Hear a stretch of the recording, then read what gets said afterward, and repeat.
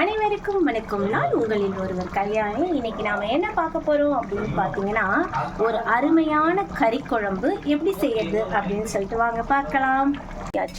இந்த சாமான்கள் எல்லாத்தையும் அதில் போட்டணும். இது கூடவே இந்த பட்டை, கசகசா அதையும் போட்டணும். ப்ளஸ் சோம்பு. இது நல்லா பொரிஞ்சு வந்துடுச்சு. இப்போ வந்து பச்சை மிளகாயும் வெங்காயம் இது ரெண்டுத்தையும் ஆட் பண்ணிக்கோங்க. இப்போது இது நல்லா வதங்குற டைமில் நம்ம என்ன சேர்க்கணும் அப்படின்னு சொன்னால், இஞ்சி பூண்டு பேஸ்ட்டு ஆகிடும். இஞ்சியும் பூண்டும் இதில் ஆட் பண்ணியாச்சு. இதில் வந்து மிளகு போட்டுக்கோங்க, சீரகம், சோம்பு இதையும் சேர்த்துக்கோங்க. இது கூட நம்ம வந்து இதுலேயும் ஆட் பண்ணியிருக்கோம். சோம்பு அரைக்கும் போதும் நம்ம வந்து சேர்த்துக்கணும். இதை அரைச்சிட்டு வந்துட்டு நான் காட்டுறேன். அழகாக அரைச்சிட்டு வந்தாச்சு. இதை வந்து நல்லா வதங்கிடுச்சு. வெங்காயம் அந்த பொருள் எல்லாம் போட்டுக்கிட்டா இப்போ இந்த பேஸ்ட்டை வந்து போட்டுக்கலாம். போட்டு நல்லா எண்ணெயிலே ஃப்ரை பண்ணுங்க. நல்லா பச்சை வாசனை போகணும், அந்த அளவுக்கு ஃப்ரை பண்ணிக்கோங்க. நல்லாவே ஃப்ரை ஆகிடுச்சு. இப்போது தக்காளி போடணும். தக்காளி போட்டு நல்லா வதக்கி எடுத்துக்கோங்க.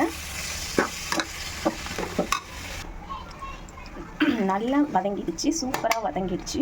இது நல்லா வதக்குறதுல தான் இதனுடைய டேஸ்ட்டே இருக்கா. இப்போ என்ன செய்யணும் அப்படின்னு சொன்னால், மிளகாத்தூள்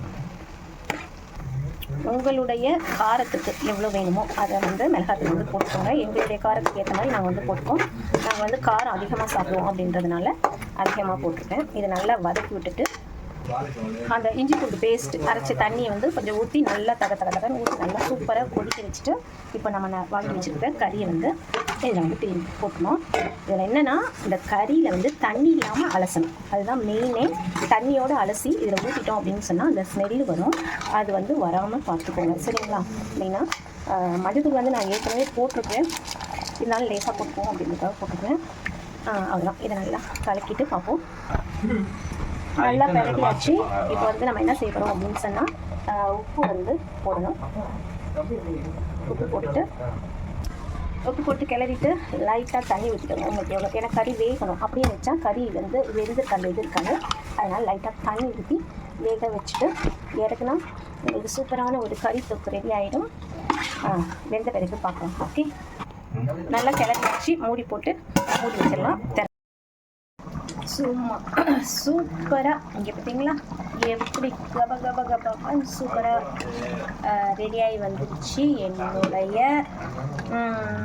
கறி குழம்பு. இதில் வந்து லாஸ்ட்டாக என்னுடைய ஃபைனல் டச் எப்படி என்ன இருக்கும் அப்படின்னு சொன்னால், லெமன் இருக்கும் இல்லையா, லெமனை ஊற்றிட்டா அதுக்கப்புறம் கருவேப்பிலை, கொத்தமல்லி இதை தூவிட்டோம் அப்படின்னு சொன்னால் உங்களுக்கு சூப்பரான கறி தொக்கு ரெடி ஆகிடுச்சு. எப்படி இருந்துச்சு என்னுடைய கறி குழம்பு அப்படின்றத பார்த்து சொல்லுங்கள்.